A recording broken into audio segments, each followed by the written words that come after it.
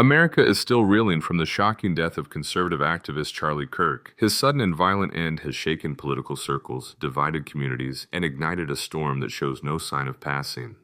But beyond the grief and the mourning, another battle has erupted, a battle not fought with weapons, but with words. A battle over freedom of speech, censorship, and the very boundaries of democracy itself. As the nation debates how to respond, two powerful voices have emerged at the center of the storm. On one side, Pam Bondi, former Florida Attorney General and fierce conservative defender, calling for stricter controls on what she calls dangerous hate speech. On the other side, Congresswoman Jasmine Crockett, sharp-tongued, fearless, and unafraid to challenge anyone who threatens the First Amendment. The stage is set for an explosive confrontation. The camera of public attention swings from candlelight vigils for Kirk to fiery TV panels to congressional microphones where voices rise and tempers flare. A clip of Pam Bondi circulates online, her voice stern and decisive. We cannot allow the rhetoric that dehumanizes people to go unchecked. Words have consequences. Kirk's death proves it. The time has come to draw a line. Her argument is simple but heavy. If words lead to violence, then those words must be controlled. To many conservatives, it sounds like common sense, like protection. But to Jasmine Crockett, it sounds like something else entirely. The slow suffocation of liberty. Crockett's response cuts like a blade. Standing before cameras, her voice carries the weight of defiance. You don't honor Charlie Kirk by silencing Americans. You don't defend democracy by tearing the First Amendment apart. Today you censor speech you don't like. Tomorrow, you censor the truth. The clash between Bondi and Crockett is more than a personal feud. It reflects the deep fracture running through America itself. On one side are those who believe freedom must bend in the name of safety. On the other, those who insist safety means nothing without freedom. And in the middle stands a grieving nation, torn between fear and liberty. The video slows, black and white images of Kirk appear on the screen, accompanied by stark headlines. Nation divided, workers punished over Kirk comments, free speech under fire.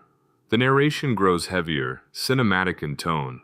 This is not just about Charlie Kirk. It's about whether Americans still have the right to speak freely, even if their words offend, even if their voices sting, even if the cost is uncomfortable. As the first act closes, viewers are left with a question. Is the call for censorship truly about protecting lives or about controlling power? The music rises, leaving the screen in darkness. A single line appears. From Kirk to censorship, Jasmine Crockett destroys Pam Bondi. The firestorm didn't end with vigils or tributes. Instead, it spread to workplaces, schools, and social media feeds. Stories began to emerge. Employees suspended for posting the wrong opinion about Charlie Kirk, students disciplined for sharing memes, and users banned across platforms for daring to question the official narrative. Headlines blared, workers punished over Kirk comments.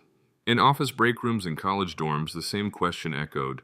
When did America become a place where you could lose your job for a Facebook post?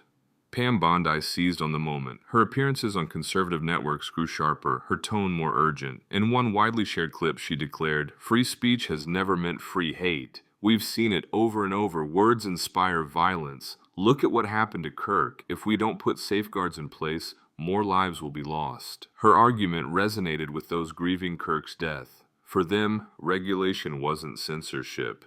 It was protection, a way to honor his legacy by ensuring such a tragedy never happened again.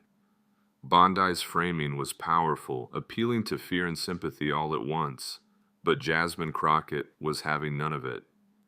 In a fiery address outside the Capitol, she flipped the narrative on its head.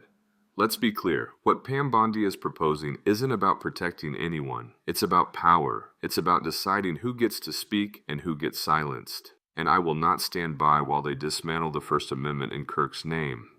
Clips of Crockett went viral. Supporters hailed her as a guardian of free speech, someone willing to say out loud what others only whispered. In one exchange, she posed a chilling question. If they can fire you today for saying something they dislike about Kirk, what will stop them from firing you tomorrow for telling the truth about them? The divide deepened. Conservative commentators accused Crockett of disrespecting Kirk's memory. They said she was exploiting tragedy to score political points. Crockett shot back, "Exploiting tragedy? No. What I'm doing is preventing tragedy. Because when you silence voices, you don't stop anger, you multiply it. And that's the real danger. The tension was palpable. On one side, grief transformed into demands for tighter control. On the other, defiance became a rallying cry against what many feared was the beginning of a censorship regime. The screen fills with images, protesters outside ABC studios chanting, "Free speech isn't a crime," blurred faces of workers escorted out of offices, and the scrolling terms of service from social media companies highlighting words like suspension and ban. The narrator's voice cuts through. This is the America we live in now, where a comment can cost you a career, where grief becomes the justification for censorship, and where the fight between safety and liberty grows darker with every passing day. As the music swells, the act closes with a split image. Pam Bondi, stern and resolute, demanding action, and Jasmine Crockett, defiant, pointing directly into the camera, as if daring viewers to choose their side.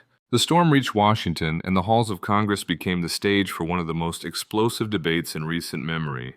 Committees scheduled hearings, journalists swarmed the Capitol steps, and every network broadcast the showdown. Pam Bondi versus Jasmine Crockett. Pam Bondi arrived with stacks of reports and sound bites ready. She repeated her central claim. We cannot let rhetoric run wild. We must draw boundaries before words ignite more violence. Charlie Kirk's death is proof of what happens when hatred goes unchecked. She held up articles, pointed to viral posts, and painted a picture of a society teetering on the edge of chaos. Her words struck a chord with grieving conservatives and anxious moderates. The image was clear: silence the poison before it spreads.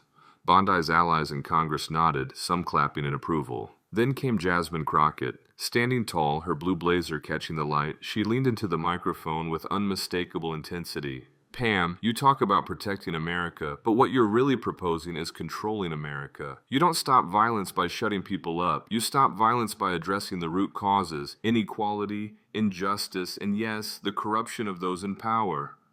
Gas rippled through the chamber. Crockett pressed harder. If you think you can legislate away speech you don't like, you're wrong. What you're doing is giving government the power to decide what we can say, what we can hear, and what we can think. And that, my friends, is the most dangerous path of all. The hearing descended into chaos. Lawmakers interrupted, shouting over one another. Conservative voices accused Crockett of disrespecting Kirk's memory. Progressive allies defended her, warning of a slippery slope into authoritarianism. Bondi fired back, her tone cutting. Congresswoman Crockett, your so-called defense of freedom is reckless. Kirk is gone because hateful voices were left unchecked. If we don't act now, more lives will be lost. Crockett didn't flinch. Her reply was sharp, her voice echoing through the chamber. You cannot build a safer America on the grave of free speech. Once you decide words are crimes, you give politicians the keys to silence anyone. Today it's hate speech, tomorrow it's dissent, and soon it's truth itself. The hearing room erupted. Some shouted support, others demanded order. But the cameras captured it all. Every glare, every pointed finger, every word sharpened like a blade. Clips flooded TikTok, Twitter, and YouTube. Hashtags trended. Hashtag free speech battle, hash Bondi vs. Crockett, hash Kirk debate. Americans watching from home were split. Some saw Crockett as a fearless defender of liberty, unafraid to challenge the tide. Others saw Bondi as the voice of reason, demanding accountability in the face of tragedy. The clash wasn't just political, it was personal, cultural, and deeply emotional. The act closes with a cinematic shot, Crockett pointing forward from her seat, eyes burning with determination, while Bondi sits firm, lips pursed, radiating defiance. Two women, two visions of America, locked in a battle that neither intends to lose. The nation held its breath as the clash between Jasmine Crockett and Pam Bondi reached its climax. News outlets branded it the showdown over free speech.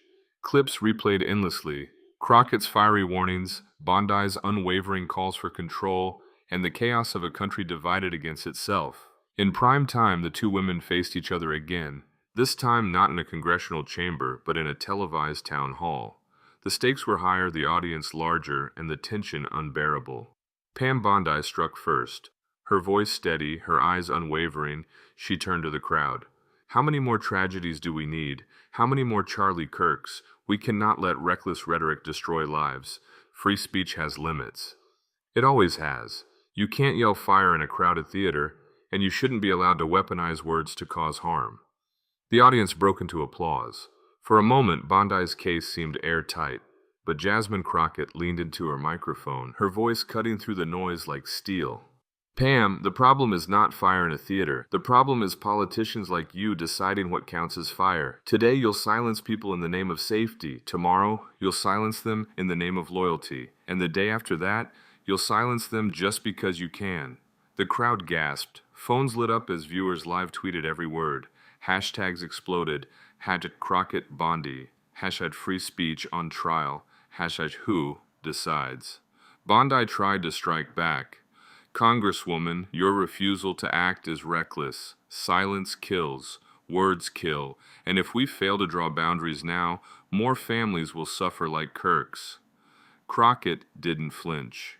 Her reply was calm but thunderous. No, Pam. Censorship kills.